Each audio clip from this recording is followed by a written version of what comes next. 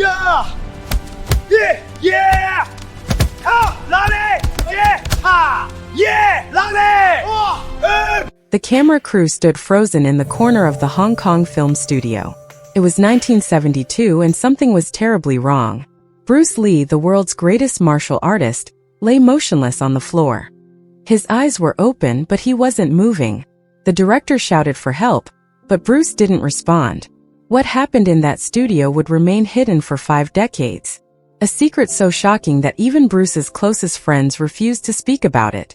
Today you're about to discover the truth about Bruce Lee's deadliest fight. And it wasn't against any human opponent.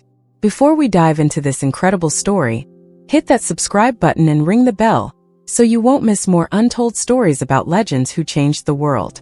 Bruce Lee wasn't just a movie star. By 1972, he had become a global phenomenon. His films The Big Boss and Fist of Fury had broken every box office record in Asia. Hollywood was finally taking notice of this 32-year-old martial artist who moved like lightning and hit like thunder. But success came with a terrible price. Bruce was filming Enter the Dragon, the movie that would make him an international superstar. The production schedule was brutal. 18-hour days under scorching studio lights.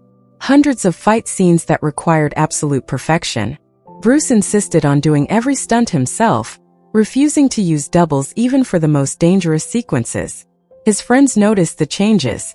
Brandon, his young son, would ask, "Daddy, why are your eyes so red?"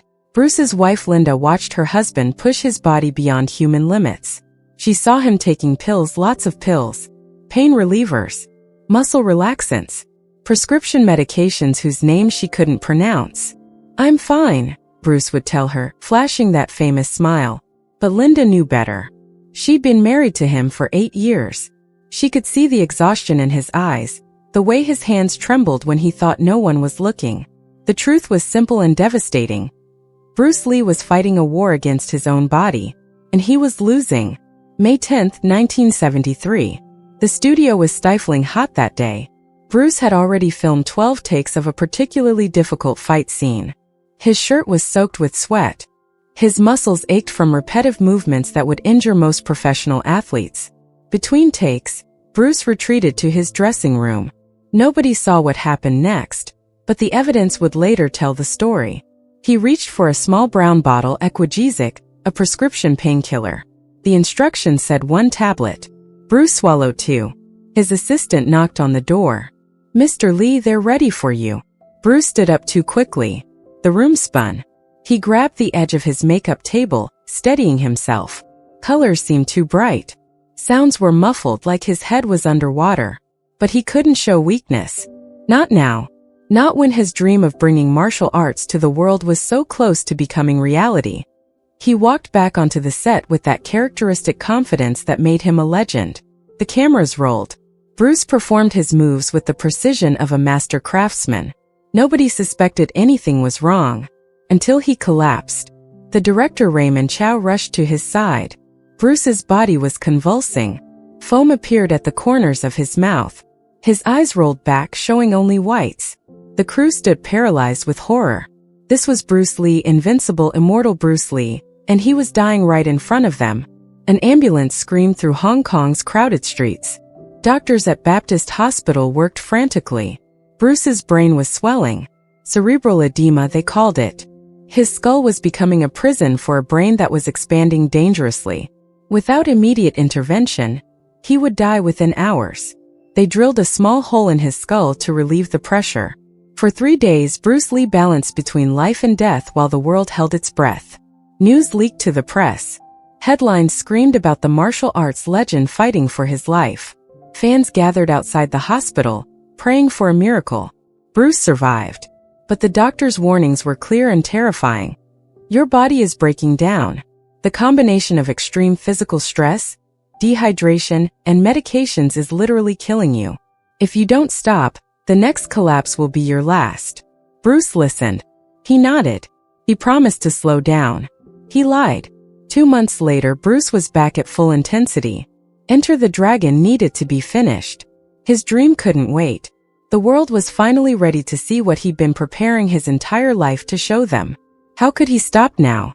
July 20, 1973. Just over 2 months after his first collapse, Bruce was at the home of his friend Betty Ting Pei, discussing his next film project.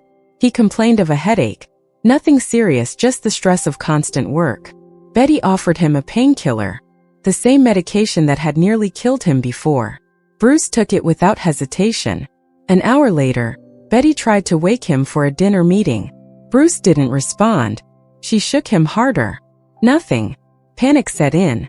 She called Raymond Chow, who rushed over immediately. They called an ambulance, but somewhere in that golden hour when every second matters, precious minutes were lost. The ambulance arrived at Queen Elizabeth Hospital. Doctors worked desperately, but this time was different. The swelling was more severe. Bruce's brain had suffered catastrophic damage.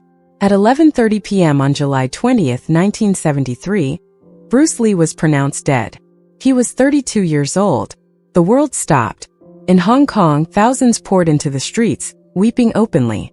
In America, martial arts schools closed for a day of mourning. Bruce Lee's death made front-page news across the globe. The official cause was listed as cerebral edema, due to hypersensitivity to pain medication.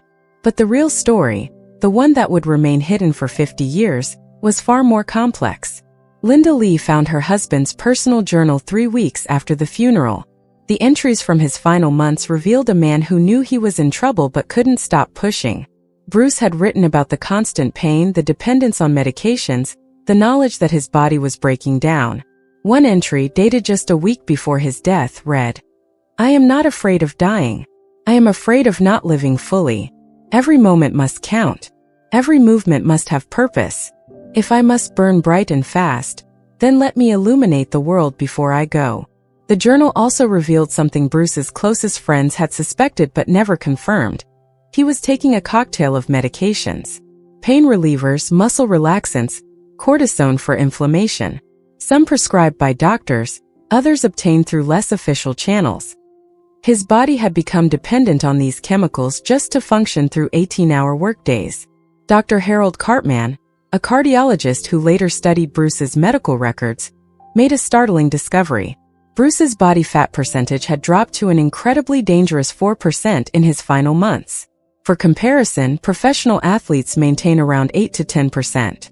Bruce's obsession with peak physical condition had pushed his body into starvation mode, making him hypersensitive to medications that would barely affect a normal person. The combination was deadly. Extreme physical stress, near-zero body fat, dehydration from constant sweating under studio lights, and multiple medications that his compromised system couldn't process properly. Bruce Lee hadn't been killed by one thing. He'd been killed by the very dedication that had made him legendary. Raymond Chow, Bruce's director and friend, finally broke his silence in 2023, 50 years after that terrible day. He was 91 years old, and the weight of keeping this secret had become unbearable. Bruce knew, Raymond said in a rare interview. He knew his body was failing. The doctors had warned him after the first collapse. But he also knew that Enter the Dragon would change everything for Asian actors in Hollywood. He believed his sacrifice would open doors for generations to come. And he was right. The irony is almost unbearable. Bruce Lee died proving that Asian actors could carry major motion pictures. Enter the Dragon became a massive international success, grossing over $90 million worldwide, an astronomical sum for 1973. The film launched a martial arts movie boom that continues today.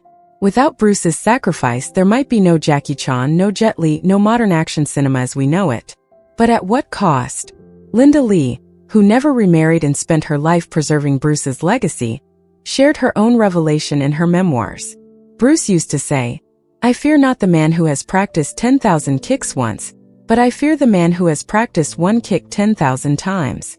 He lived that philosophy, but he forgot that even the strongest body has limits. He practiced until his body literally couldn't continue. The lesson here isn't just about Bruce Lee.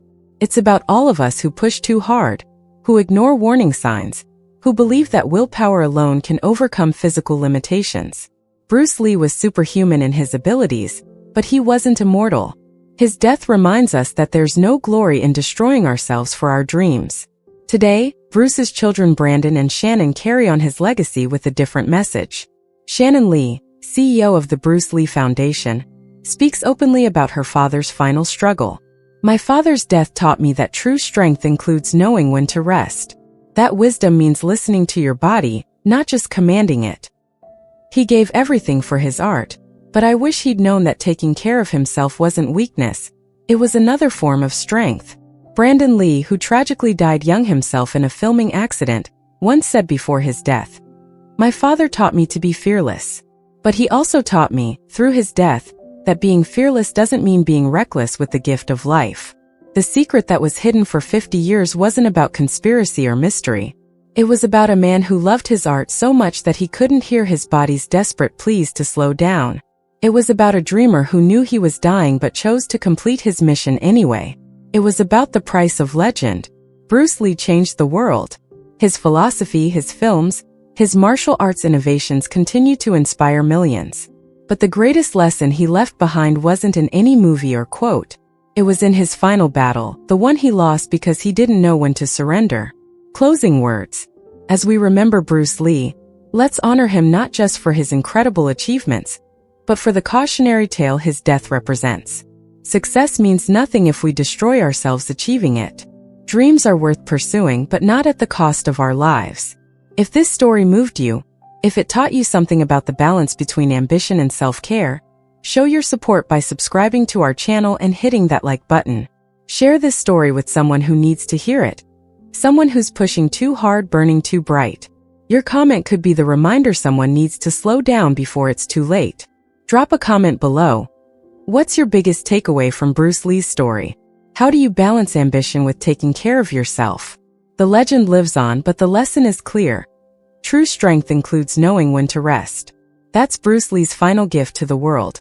A truth kept secret for 50 years, now revealed so that others might live the full lives he couldn't. Rest in peace, little dragon. Your sacrifice opened doors. Your lesson saves lives.